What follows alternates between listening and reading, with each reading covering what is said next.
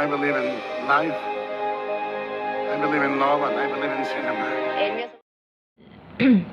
Bien, je vais commencer. Alors, le film, c'est 3 journées de la vie d'une femme qui a une vie très très organisée, bardée contre le hasard. Cette femme vit seule avec son fils, elle est veuve et depuis la mort de son mari, elle a continué exactement à vivre la même. Hola amigos de Apuntes de Cine, aquí estamos nuevamente en el podcast de Las Joyas. Les doy la bienvenida a todos los que nos están escuchando y la bienvenida a Felipe Flores, a Paco Marín. Y hoy tenemos una invitada muy especial que es Daniela García, con quien estaremos discutiendo y hablando sobre el legado y la obra de Chantal Akerman, una de las directoras legendarias más importantes en la historia del cine, con películas históricas como Jen Dillman o Noticias de Casa. Pues bueno, bienvenidos a todos. Y Dani, no sé si nos quieras dar una pequeña introducción de quién es Chantal, tú que eres experta en ella. Ok, bueno, hola a todos los que nos escuchan. Hola Felipe, Paco, Lau, gracias por invitarme a estar aquí con ustedes hoy para hablar de Chantal. Pues sí, o sea, tampoco soy experta, pero sí me gusta mucho y he tenido mis tiempos de obsesión con ella. Pues bueno, ¿qué podemos decir para introducirla? Bueno, Chantal fue una directora belga que pues nació en la década de los 50, falleció en octubre de 2015, desgraciadamente para el mundo del cine. Y pues ella siempre se caracterizó por ser una persona y posteriormente una cineasta muy disruptiva. Ella empezó a hacer cine también de forma como un tanto inusual, porque ella primero se interesó por la literatura en sus años como de adolescente, juventud, y fue, bueno, esta historia es como muy canónica, fue hasta que vio en el cine de su ciudad, en Bruselas, una película de Jean-Luc Godard, que ella pensó que el cine podía ofrecer algo parecido a lo que ella encontraba en la literatura, ¿no? O sea, que el lenguaje del cine tenía como también mucho que ofrecer a nivel como de exploración formal, que fue después también algo que le interesó mucho en sus películas, y pues fue ahí que empezó a filmar. Y pues la manera en que ella lo hizo, o sea, también como ha pasado con muchos otros directores canónicos importantes, pues entró a la escuela de cine, pero posteriormente la dejó, porque pues justo como al final no se ajustaba, o sea, las formas de la institución no se ajustaban a una manera pues mucho más como libre y personal que ella tenía con las imágenes, y empezó a hacer sus propios proyectos de forma independiente. Se dice que su primer proyecto lo hizo con un rollo de película caducada, ¿no? Y que puso todos sus ahorros en su cortometraje que en español se titula Explotar mi ciudad. Hizo algunos fragmentitos como de otras cosas antes para entrar a la escuela de cine, pero realmente Explotar mi ciudad es su primer cortometraje como profesional o reconocido. Y pues posteriormente igual, ¿no? O sea, como sus películas siempre fueron muy autogestivas, incluso en las primeras de ellas ella salía como actriz, y pues más adelante veríamos cómo siempre exploraba temas que eran como muy desafiantes, de ideas sobre todo relacionadas al género, a la idea como de ser mujer, pero también como una identidad en otros aspectos, ¿no? También como a su identidad como mujer judía, cuestiones del territorio, de la familia, y en general como de ser una persona disidente. Pues a mí se me hace una autora increíble. Amigos, muchas gracias que estamos de nuevo en las joyas de Apuntes de Cine. Dani, bienvenida, te extrañamos mucho, qué bueno que estás de regreso, a nombre de Laura Uribe y obviamente de Paco Marín. Dani, yo te tengo una pregunta. Realmente, pues hablamos de uno de esos personajes benditos dentro del cine mundial, ¿no? Y que de hecho, pues la perdimos hace no mucho, así que su legado realmente está muy fresco este tipo de situaciones. Sobreviviente en Auschwitz, como bien señalan, también tengo entendido, ha hecho filmes con este tipo de temática. ¿Por qué es emblemática Chantal Akerman, Dani? ¿Por qué deberíamos de tenerla como una figura influyente en este cine de vanguardia y sobre todo feminista? Sí, bueno, fue como justo muy importante en la época, por tener como estas obras que serían pioneras como del feminismo en el cine, ¿no? Como de estas narrativas contrahegemónicas desde distintos lugares, no solo porque tratara como temas vinculados al ser mujer, a la idea de la domesticidad, de las relaciones de pareja, la identidad sexual, etcétera, sino también por la forma, ¿no? O sea, porque ella desde el inicio se planteó como alguien que quería como tener sus propias reglas y una forma muy específica de tratar como este aspecto pues formal de las imágenes. Y eso creo que la consolidó como una cineasta que al menos en ese momento como que pues le dio un estilo y un sello muy propio, ¿no? Y que era congruente pues las narrativas que estaba teniendo como estos temas sobre desafiar los roles de género a través de un desafío también de la forma. Y posteriormente pues para muchos cineastas ha sido muy influyente.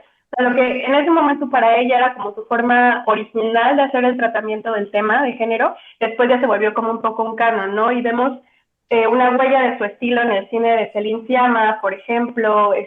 Bueno, realmente hay muchos autores que la han nombrado como influyente.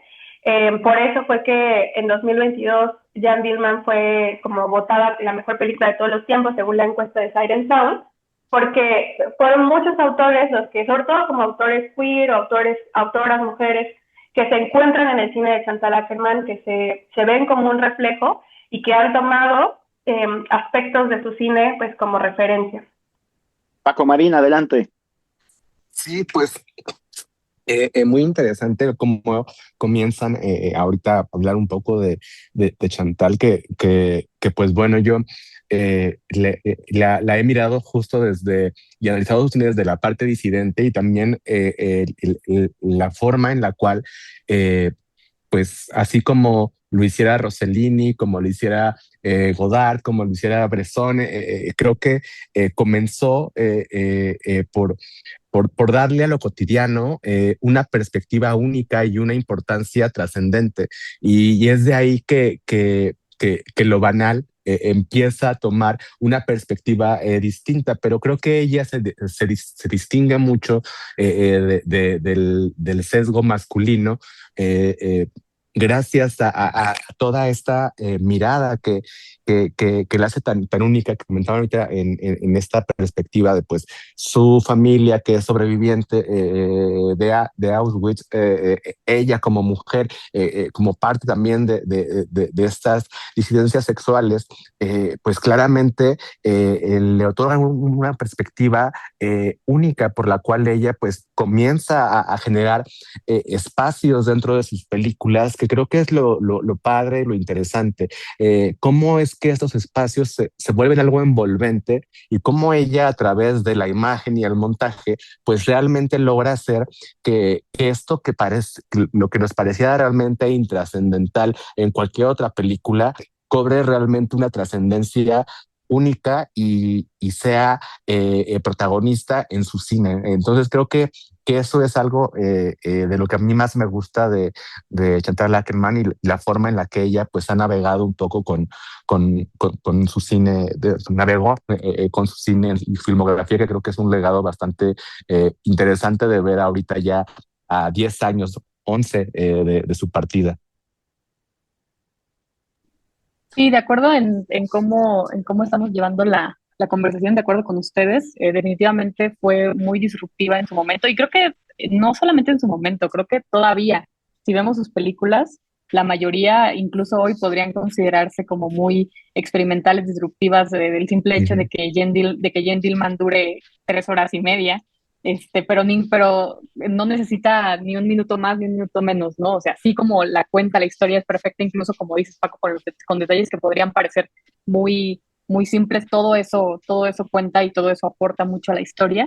Entonces sí me parece como una figura súper interesante, también como su vida personal también forma parte todo el tiempo en sus guiones y en su cine, y también el cómo ella veía el mundo. Los silencios, ¿no? Eso, no sé, Dani, si estás tú de Sí. acuerdo, obviamente, pero yo veo en su cine muchos silencios, por eso viene mi queja, mi chillón machista feo, pero aquí yo sí quiero preguntarte yo algo muy importante, Dani, y espero que el grupo también esté de acuerdo en ello. ¿Qué tuvo el filme de Chantal para poder tumbar a Vértigo, porque de verdad, o sea, es algo, una duda genuina que tengo. Espero que Dani no me fune después de esto, pero Dani, ¿por qué tumbó a Vértigo? Mm. Pues yo pienso que, o sea, a ver, quizás sí todo responde como a una época y obviamente el resultado está inmerso en una época en la que hay como cierta visibilidad y atención justo a estas cuestiones como de disidencia, de experimentación en el cine.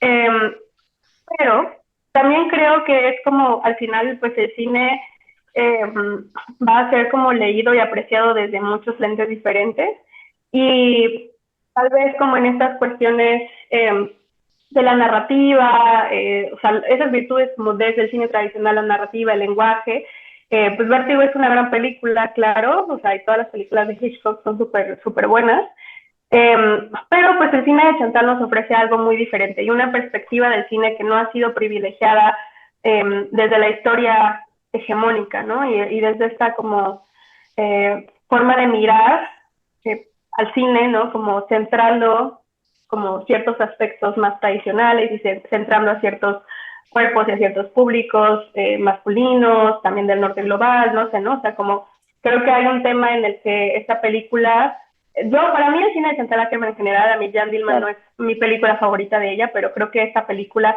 como que representa esa transgresión en la que nos damos cuenta que el cine pues no solo es el guión, no solo es la historia, no solo es como esa emoción que pueda generar como a través de un gran guión, que creo que es el caso de Hitchcock, que escribe grandes guiones, sino que hay mucho más como en el medio, en el lenguaje, en la forma de poner a los cuerpos, ¿no? Como dices, en la forma de utilizar aspectos que han sido quizá no tan privilegiados como es el silencio, como es como el ritmo interno de las imágenes, que también tienen mucho valor y en esta época tocó reconocer ese valor. Yo creo que en 10 años, bueno, ya van en 4 años en realidad creo, no sé cuánto tiempo, pero cuando vuelvan a hacer la encuesta de Siren Sound, pues igual se valorará y se privilegiará otras cosas, pero sí, eso es lo que creo, no sé qué opinan los demás.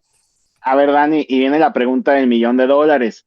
¿Cuál es tu favorita de Chantal? Porque yo veo y me consta, y el público de Apuntes de Cine lo ha visto, lo ha vivido, que eres una gran admiradora de ese estilo de cine, una gran admiradora, me atrevo a decir incluso, de la personalidad de Chantal Akerman. ¿Cuál es la que te llena y pues compartes ese DNA contigo? Pues está difícil. Yo creo que tengo como dos favoritas y el cortometraje de Explotar mi ciudad también me fascina. Me gusta mucho porque siento que representa muy bien, uno, como toda su filmografía por venir, y dos, pues sí, a la persona que era Chantal, que era alguien como que utiliza el cine para expresar la manera en que se sentía desacomodada, también en un tiempo y un espacio, por la cuestión como de género, pero también yo asumo, como pues por lo que he leído un poco de ella en sus memorias y por ciertas cosas como cierta neurodivergencia, ¿no? O sea, hay un tema de salud mental que siempre fue parte de su vida, y siento que esta peli como que lo engloba muy bien, y también pues vemos a esta persona que, o sea, si no lo conocen, bueno, el corto de Explotar mi ciudad es un corto en el que una chica como que sube a su departamento, llega a su cocina y empieza a hacer como todo al revés, o sea, todo como lo que normalmente harías en una cocina, lo hace al revés, pero incluso ni siquiera solo como al revés, sino como sin sentido, o sea, como que le quita todo el sentido a las acciones dentro de una cocina, hasta que lo lleva como a un punto, pues más o menos catártico. Entonces, ahí ya hay una propuesta de que estamos viendo a alguien que quiere usar el cine y la posibilidad de ficcionar la vida y que, bueno, en ese corto se usa a sí misma como actriz, o sea, ella es la protagonista, como que también al cine como una forma de atravesar también desde el cuerpo la vida y desafiar sus normas, desafiar sus convenciones, desafiar las expectativas del público, ¿no? Porque desde ese primer momento, en ese corto, vemos a alguien que te va a torcer la expectativa, como alguien que mira sus películas. Entonces, a mí me gusta mucho ese corto y de ahí me gusta mucho Je t'oublie elle, que es su ópera prima, fue antes de Jan Dillman, esa la hizo creo que tenía como 22 años o menos, y me gusta mucho justo porque pues empieza como muy fuerte con el tema de, pues como con el tema de la exploración de la sexualidad, porque no es 100% como una historia sobre el lesbianismo, es como también pues un poco sobre bisexualidad, un poco como de cuestionar también los estándares y normas de la heterosexualidad. Y es una gran película para haberla hecho tan joven. Y otra que me encanta es La Captive, porque pues la estuve revisando como en la escuela, pues le di mucha atención, y porque también me gusta mucho la novela en la que está adaptada, que es La prisionera de Martin Proust. La verdad es una gran adaptación. Yo creo que es la mejor adaptación que he visto en mi vida en general. O sea, no solo de la novela, no he visto otras adaptaciones de esa novela, pero en general es una gran adaptación. Increíble. Lau Uribe, adelante. Pues sí, también creo que es un poco complicado. Admito que no he visto todas sus películas, pero para no repetir algunas de las que ya dijo Dani, La Captive también me gusta mucho. De hecho, la vi hace poco, justo cuando ella me la recomendó, porque me comentó que la estaba estudiando. Y hace poco, ya la había visto hace igual muchos años, pero hace poco volví a ver News from Home Ok. y me gusta mucho también. Me parece como algo muy lindo, muy lindo y a la vez no tanto, porque la relación con su mamá siempre fue bastante complicada, pero me parece muy lindo cómo va intercalando como esta voz en off de las cartas, contando cosas tan personales con la ciudad, con estos planos. Con estos planos que van seguido, las calles de Nueva York, contrastando con esto de las cartas, y nos va también contando un poco más sobre justo esta relación complicada entre ella y su mamá. Entonces creo que es una película pues obviamente no ficción, creo que es bastante experimental, también para su momento lo fue. Entonces creo que para mí esa tiene como detalles muy especiales y que también describen muy bien el tipo de cine que hacía, el montaje y sobre todo esta parte autobiográfica que también está presente. Bueno, estamos hablando de una de las diosas del cine, ya no nomás moderno, sino de todo el ciclo histórico que ha comprendido el cine. Paco Marín, adelante. Sí, pues creo que también concuerdo un poco con lo que han dicho tanto Dani como Lau en cuanto a sus favoritas. Creo que eh, eh, Yetu y Lel es una película que a mí me gusta y me fascina mucho por la forma en la que descompone la hegemonía y la heteronormatividad a través justamente de estas comas en el título de cada pronombre. Me parece simplemente eso un acto disruptivo para la época, entonces me pareció excepcional, pero creo que yo elegiría una dupla ahorita justo, pues continúo la idea de Lau, porque pues yo elegiría hablar de News from Home y después No Home Movie, que es su última película, que pues son dos documentales que hablan de su madre. Si bien en News from Home habla con estas cartas y con este montaje de ciudad que pues al mismo tiempo es una historia de la arquitectura neoyorquina maravillosa que se va narrando a través de la imagen y al mismo tiempo tú vas visualizando de una manera muy distinta la relación con su madre, y si eso lo traspolas a 20, 30 años después, bueno, más, 30, 40 años después que sale en No Home Movie, que es su última película, que es un documental en el cual pues comienza a hablar y a ver y a despedirse de su madre de una forma totalmente distinta a lo que se nos presentó en News from Home. Me parece un ciclo completo para la cineasta en cuanto a uno de sus temas, en cuanto a una de sus formas de quererse explorar en pantalla, porque creo que algo que hacía ella, al igual que Barda, justo que creo que era esta parte de explorarse y ficcionalizarse y verse ellas a través de la imagen y ver cuál era el resultado.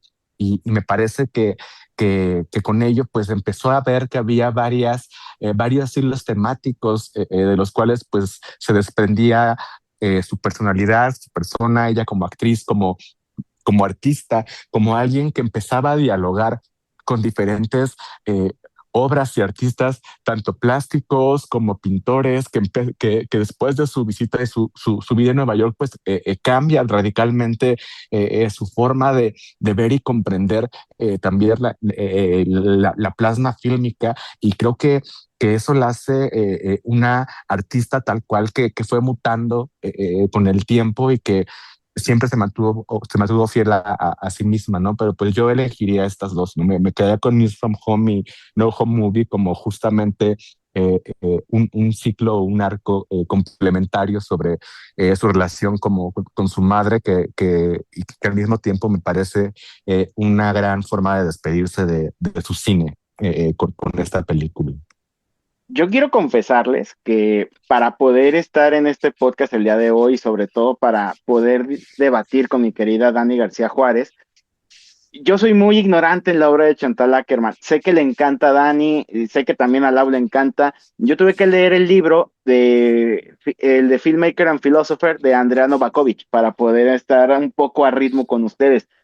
Como filme favorito, pues, híjole, de verdad me costaría mucho trabajo. He repasado su cine, de verdad, creo que es muy profundo, creo que realmente sí tiene esa situación de reflejar lo cotidiano en una situación mucho más artística. Valoro muchísimo que, por ejemplo, a mí junto con André, junto con Barda, creo que son las únicas que realmente lograron pasarse del cine al arte. ¿A qué me refiero con esto? Pues estuvo en el MoMA, estuvo en el Pompidou, le valoro muchísimo eso, pero la película que realmente a mí más me frío el cerebro, creo sobre todo porque pues también me encantan los contextos históricos, fue No Home Movie de 2015. Si bien es la despedida y a lo mejor mucha gente puede quitar méritos en este estilo de filmes por lo mismo que es el final o no es su máxima expresión artística, no es su obra magna, pero yo sí siento que ese retrato pues íntimo y siento que de una forma es desgarrador de su madre antes de morir, pues refleja muchos de los miedos en la cotidianidad de estar vivo, de existir. Realmente sí es una cineasta que pues insisto, ¿no? Siempre me llamó mucho la curiosidad de cómo era posible que hubieran desbancado a Vértigo, pero ya viendo ese cine, uno entiende el por qué. ¿O cómo ves, Dani? ¿Crees que pasamos la prueba en esta primera parte del podcast? ¿Tú qué opinas?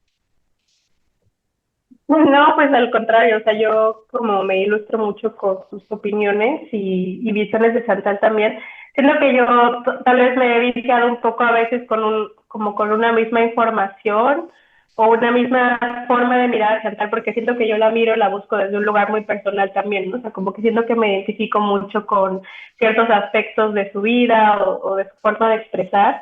Entonces es muy interesante como también verla desde estos ojos de otras personas. Es muy bonito escucharles.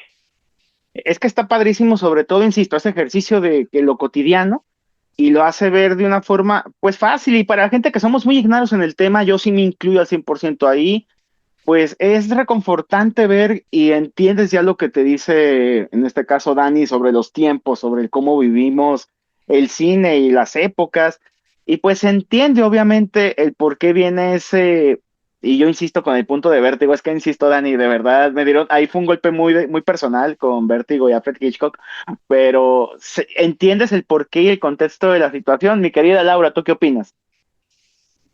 Sí, ahorita que estabas también hablando de Agnes y mencionando un poco que fueron parecidos en el sentido de que empezaron primero en el arte y después se pasaron al cine. Alguna vez hicimos el comentario con Dani de que cualquier chica cinéfila llegado el momento tenía que elegir si era más Agnes Barda o Chantal Akerman.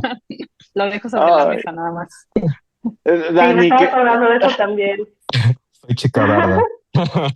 Es que también, o sea, vienen esos debates y yo insisto, luego no encuentras a qué lado hacerte, pero yo creo que de verdad a veces son las disecciones feministas que son cosas que uno las da por sentadas, pero uno habla pues ya del mismo privilegio, por decirlo de alguna situación, y luego ves estos filmes, entiendes, analizas sobre todo, pues obviamente hablando de la cinta clásica de nuestra querida Chantal Akerman, Jane Dielman, pues bueno, es una obra que puede ser la cumbre, creo que sí es cierto, pero todo es de algo muy rutinario, es de simplemente el día a día de una mujer, pero que te da una cierto síntoma de desazón. Dani, adelante. No, claro, solo quería decir que es muy curioso porque para ella, Jan Dillman no fue su cumbre y justo fue como algo con lo que tuvo que cargar como un peso y que afectó su filmografía. O sea, es quizá interesante pensar qué hubiera sido de la filmografía de Chantal Akerman si no hubiera tenido el éxito que tuvo con Jan Dillman.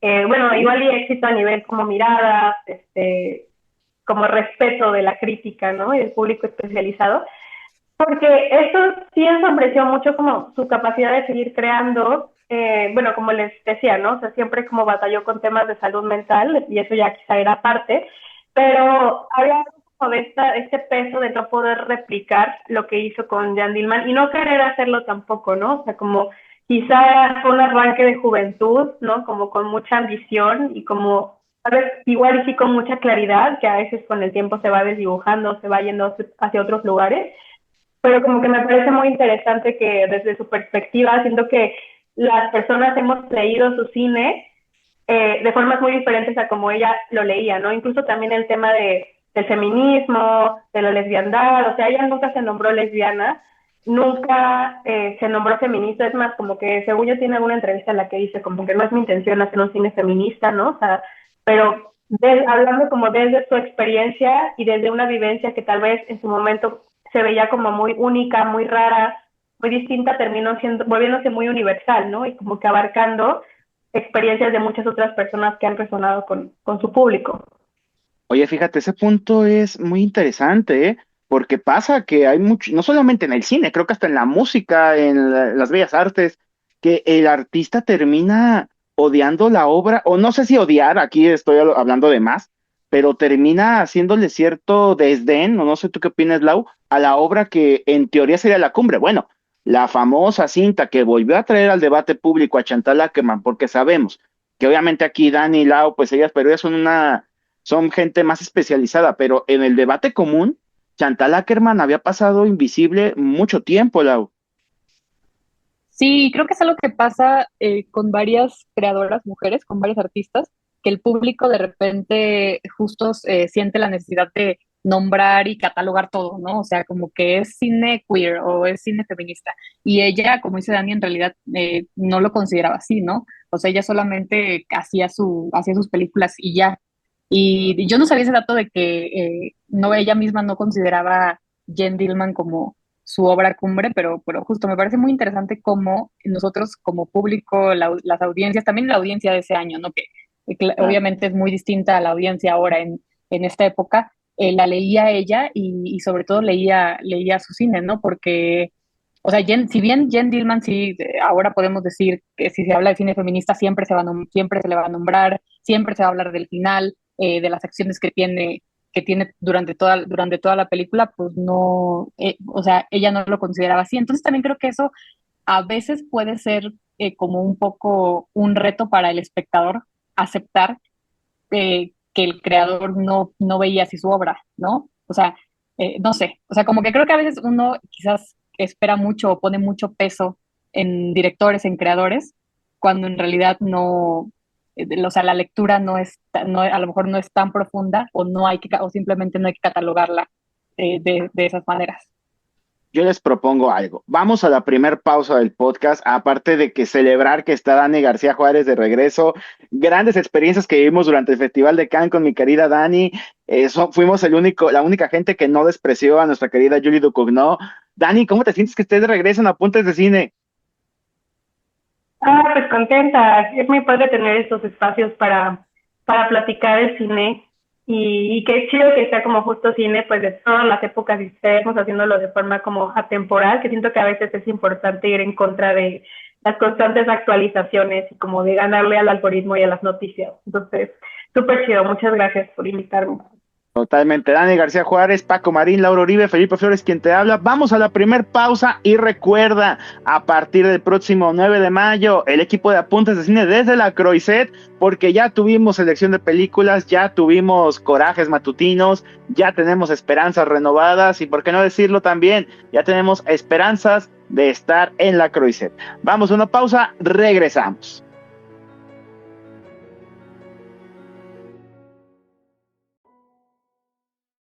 I believe in life. I believe in love, and I believe in cinema.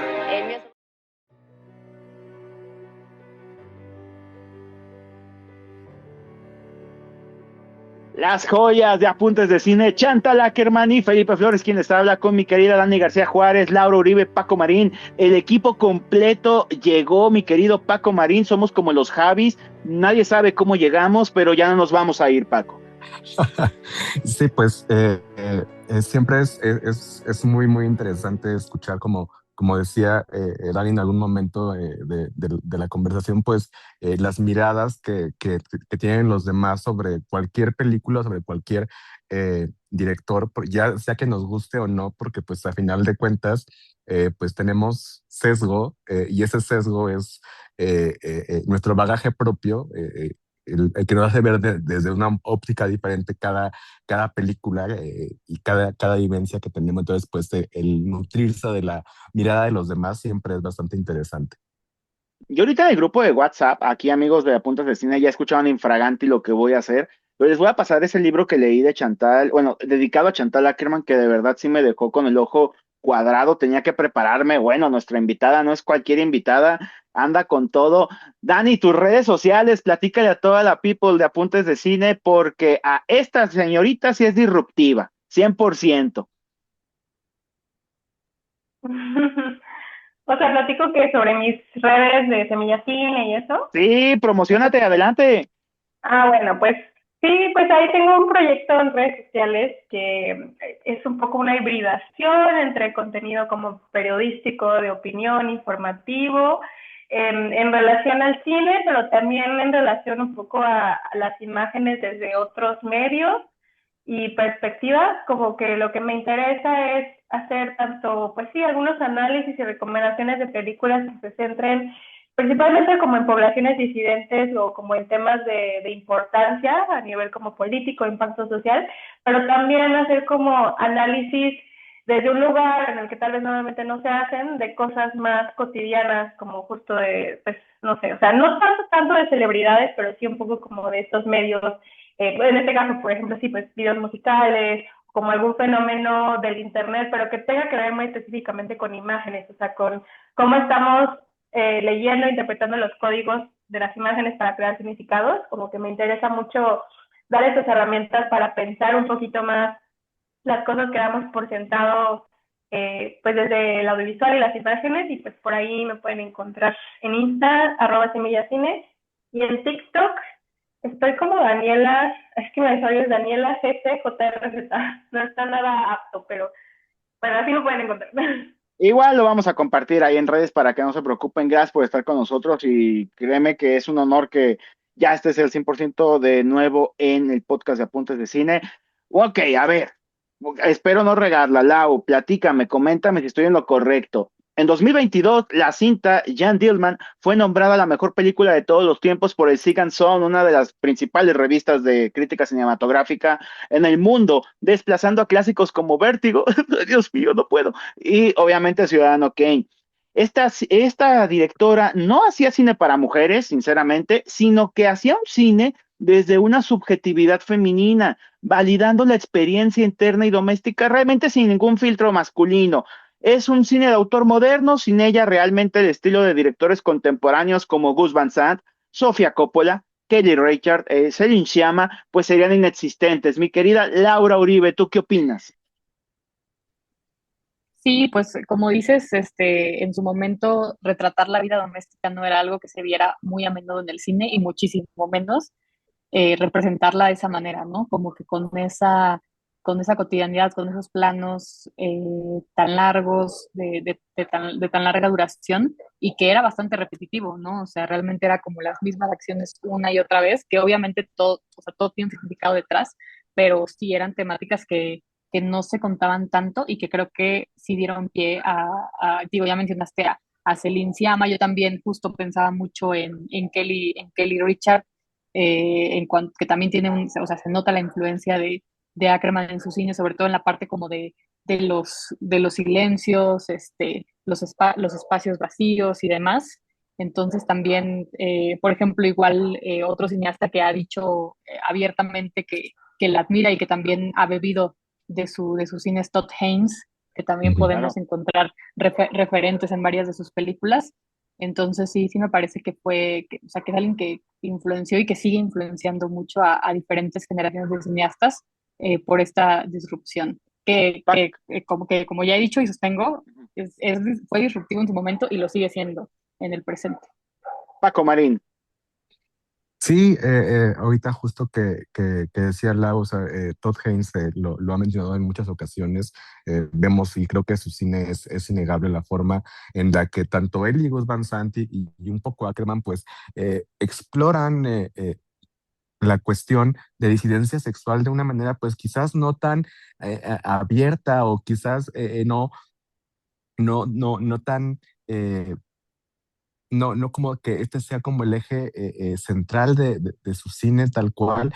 Sin embargo, pues el hecho de poseer o de ser parte de un grupo también te hace entenderlo y poderlo retratar de una manera diferente. Entonces, pues ellos claramente son algunos de los que influenció, por supuesto, Ackerman, pero pues creo que realmente, si bien ella decía que no era no hacía cine feminista, pues una vez que dejó de hacer cine, ella que dejó de cada una de sus películas, pues nosotros fuimos libres de leerlas de nuestra propia manera y pues la comunidad feminista pues también se arropó de ella y bebió de su cine y pues creo que pues muchas de las directoras actualmente pues también le deben mucho a Chantal Ackerman y Agnes Barda un poco en conjunto, en dupla, porque creo que se complementan bastante bien y pues bueno, pensando en alguien más, pues quizás Sofía Coppola también es alguien en esa cuestión de espacios que creo que maneja bastante bien y de una forma interesante la mirada femenina desde una perspectiva que quizás no es feminista desde una manera, desde un punto de vista autoral, pero que pues se traspola o se entiende de un punto feminista. Impresionante. Dani García Juárez, a ver, la toma larga, planos secuencia fijos que realmente obligan al espectador a habitar este espacio y sentir el peso real, su simetría visual, encuadres frontales precisos, casi arquitectónico el trabajo de Chantal Ackerman, con diseño sonoro muy ambiental.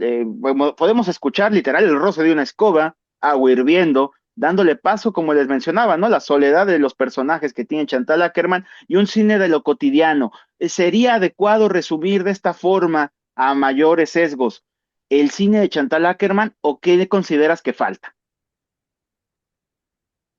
Pues yo creo que es como una forma de enlistar la superficie de su cine, o sea, la cuestión formal, ¿no? O sea, como que digo superficie como esta cuestión de lo que es más evidente y lo que resonó como en este legado estético, ¿no? O sea, que producen sus películas. Pero bueno, como muy quizá a título personal, para mí algo que resume y sí es como eje de su cine es el aspecto de la disidencia. Y creo que justo aquí está la diferencia entre, o sea, decir como es cine queer o es cine lésbico, es como es cine disidente, porque creo que la disidencia se ve reflejada, se expresa de maneras muy distintas en todas sus películas, pero está presente en todas sus películas. O sea, incluso en Golden 80s, que es, pues, o sea, en cuestión de género, entre comillas, que es un musical, ¿no? Y que eso pues rompe un poco quizá con esta idea como no sé, o sea, de cine de arte contemplativo, ¿no? O sea, que no tiene como, no cae necesariamente en un género.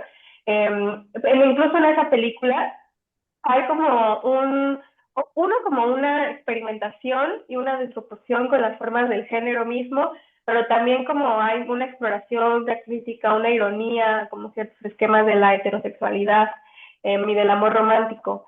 Y en otras películas que justo también son como, a lo mejor están más centradas en una búsqueda identitaria, como es Los Caminos de Ana, y que incluso resuenan más quizá con el tema de ser de la diáspora judía o algo así, tienen como distintos aspectos de disidencia que se atraviesan, ¿no? O sea, al final el personaje de Ana también tiene como ahí ciertas preguntas sobre su sexualidad.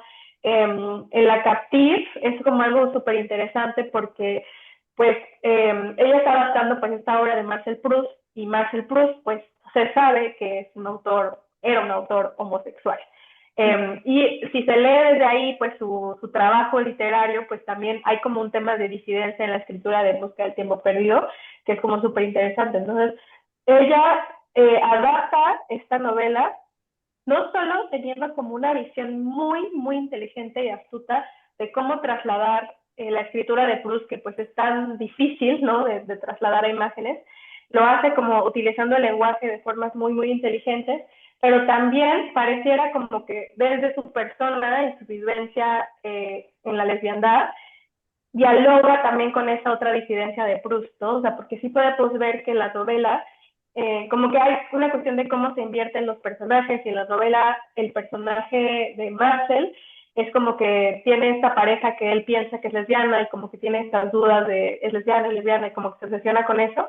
Y en la película, o sea, también está ahí, pero siento que pues definitivamente vemos como una perspectiva y una agencia más justo del personaje femenino, y vemos como esta presencia como de, o sea, en la novela vemos a un hombre que no entiende ese deseo lésbico, ¿no? Y en la película vemos a una autora que sí lo entiende, ¿no? Y eso se nota.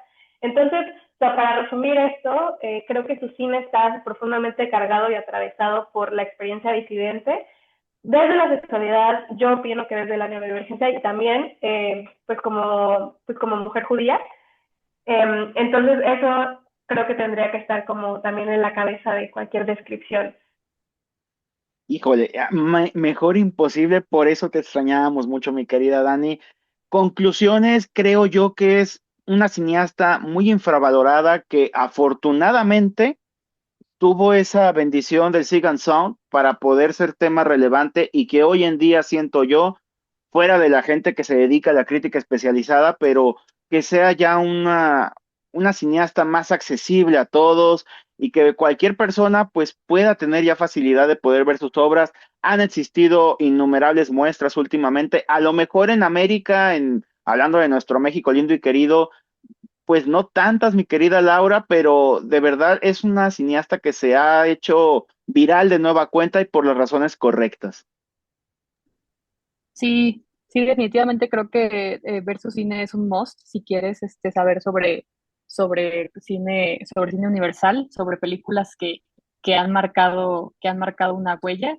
Y como dato curioso que creo que no lo mencionamos, en sus últimos años, Chantal vivió en México, Ándale, y a de ver hecho esa mano. gran parte de su familia sigue viviendo aquí, justo en la Ciudad de México. Entonces también me parece algo curioso que justo estemos hablando de ella cuando justo muy poca gente sabe que sus últimos años los pasó aquí. Pero sí, sí, definitivamente hay que ver su cine, hay que repasar toda su obra, todo lo que ella hizo.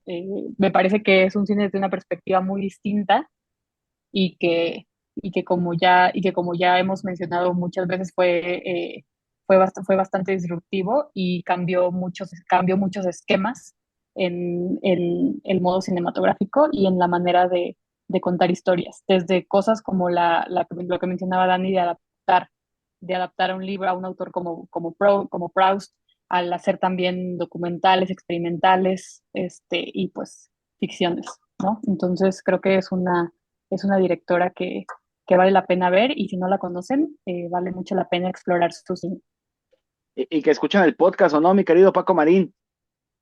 Claro que sí, pues creo que realmente este es un espacio siempre interesante en el que pues confluyen varias miradas y sobre todo de varios temas. Creo que hemos este año abarcado bastantes temáticas, geografías y también cineastas que pues nos hacen justamente descubrir cómo ve el mundo o el otro o la otra persona que de repente nos cuesta tanto poder entenderlo de esa manera. Entonces, pues, sobre todo, pues, disfrutar, recomendar que vean las películas, que tengan su opinión al respecto y pues que lo sigan escuchando, por supuesto. Dani, en una frase final para que cierres con broche de oro este programa, ¿por qué es un sí Chantal Akerman? ¿Es un sí? ¿Por qué es un sí para todos? Ok. Mm, pues yo creo que es un sí, principalmente O sea, bueno, creo que es como un cine muy importante para cualquier persona que justamente se ha identificado desde alguna disidencia, ¿no? O sea, como que ha habitado el mundo desde cierta sensación de rareza, de desencaje. Hay algo que podemos encontrar en su cine que realmente resulta como un espejo para experiencias que rara vez se retratan de esa manera en una película. Creo que es un sí desde ese lugar, ¿no? Como que propone y regala como esta experiencia tal vez para muchas otras personas que tal como que antes no nos habíamos visto tan identificados con cierta forma de hacer cine hasta que la encontramos a ella. Y también creo que esto sí desde el lugar en el que, pues lo que, un poco resumiendo esa discusión de Vértigo, pues no había quedado claro, eh, eso sí pues para ver como ese lado B del cine. Bueno, que en realidad hay como un lado B, un lado C, o sea, hay muchísimos lados, ¿no? De eso se trata como la diversidad de historias que se pueden producir desde múltiples territorios y lugares y épocas, pero como ese lado B, al menos como que ya es, como que al fin y al cabo, o sea, Chantal ya está institucionalizada de alguna forma, y como que es ese referente que nos da como la historia del cine de que otra forma también es posible y que esa otra forma puede ser reconocida, puede influir en las personas, ¿no? Puede como también producir pues nuevas formas de experimentar con el visual, y creo que es lo que hizo ella. O sea, si no existiera ella, pues como decía, no tendríamos a cineastas como Kelly Richard, como Céline Sciamma, como Gus Van Sant, y muchísimos más que, aunque no la han nombrado explícitamente, si hay de pronto algo de cine contemplativo, si hay algo como de este tratamiento de la vida de las mujeres, si hay como esta mirada a la intimidad, esta disrupción, seguramente hay algo de Chantal Akerman, ¿no? Entonces, creo que para realmente como conocer el cine y no solo como este aspecto más normativo y hegemónico, pues es que Chantal es un sí. Definitivamente una invitada fabulosa que ya no eres invitada, eres de la casa, así que siéntete libre de estar con nosotros, mi querida Ana García Juárez. A nombre de Laura Uribe, de mi querido doctor Paco Marín, Felipe Flores quien les habla, escuchen el podcast de Apuntes de Cine. Estas fueron las joyas dedicadas a Chantal Akerman, que vaya si es bueno descubrir nuevo cine, vaya si es bueno volver a visitar a los grandes maestros del cine y prepárate porque en Apuntes de Cine estaremos desde Guadalajara con el Festival de Cine de Guadalajara, desde el Festival de Cannes también, trayéndote justamente muchas más joyas. ¡Vámonos!